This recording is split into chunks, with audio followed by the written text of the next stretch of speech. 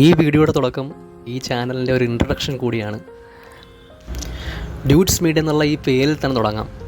Dudes media എന്നുള്ള പേര് ഞാൻ ശരിക്കും മാറ്റാനായിട്ട് ഉദ്ദേശിച്ചതാണ്. പക്ഷേ എങ്കിലും ഈ പേര് തന്നെ വീണ്ടും ഞാനോ അല്ലെങ്കിൽ ഞാൻ പോലും വിചാരിക്കുന്നത് തന്നെ മൗത്ത് പബ്ലിസിറ്റി ആയിക്കൊണ്ടേയിരിക്കുകയാണ്. Welcome back to Dudes Media. അതുപോലെ തന്നെ ഈ വീഡിയോയ്ക്ക് മറ്റൊരു വീഡിയോയ്ക്കില്ലാത്തൊരു പ്രത്യേകത കൂടിയുണ്ട്. ഈ വീഡിയോ എടുത്ത ശേഷം 2 മാസങ്ങൾക്ക് ശേഷമാണ് ഈ വീഡിയോ നമ്മൾ പോസ്റ്റ് ചെയ്യുന്നത്.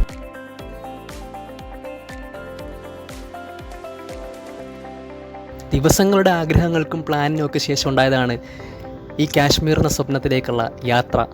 ഒരിക്കലും മറക്കാനാവാത്ത ഒരു 15 ദിവസത്തിൻ്റെ ഓർമ്മകളാണ് വീണ്ടും വീണ്ടും നമ്മളെ ഈ ഓർമ്മകളിലേക്ക്, ഈ വിശേഷങ്ങളിലേക്ക് തന്നെ എത്തിക്കുന്നത്. കാശ്മീരിലെ 3-ാം ദിവസം ഞങ്ങളെ എത്തിച്ചത് പെഹൽഗാം എന്ന ആ ഒരു ലോക്കൽ സൈറ്റ് സീയിങ് ഏരിയയിലേക്കായിരുന്നു.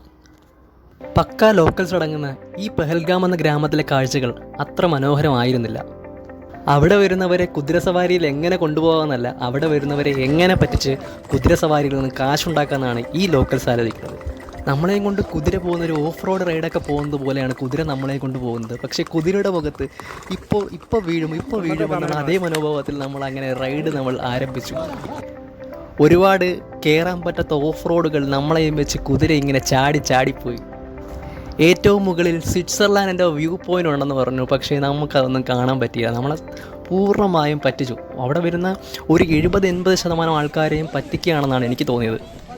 മിനിമം 800-900 രൂപയാണ് നമുക്ക് കുതിരസവാരിക്കായി ബൂട്ട് ഉൾപ്പെടെ നമുക്ക് വരുന്ന റേറ്റ് എന്ന് പറയുന്നത്. മുകളിലേക്കെത്തി ഒരു 20 മിനിറ്റോളം അവർ നമ്മളെ അവിടെ നിൽക്കാൻ സമ്മതിക്കും. അതിനുശേഷം റിട്ടേൺ വരേണ്ടതായിട്ടുണ്ട്. സോ നിങ്ങളും കാശ്മീരിൽ പെഹൽഗാം എന്ന ഗ്രാമത്തിൽ എത്തുകയാണെന്നുണ്ടെങ്കിൽ ഉറപ്പായും പറ്റിക്കപ്പെടാതിരിക്കുക. Thanks for watching this vlog. Dudes Media. Thank U.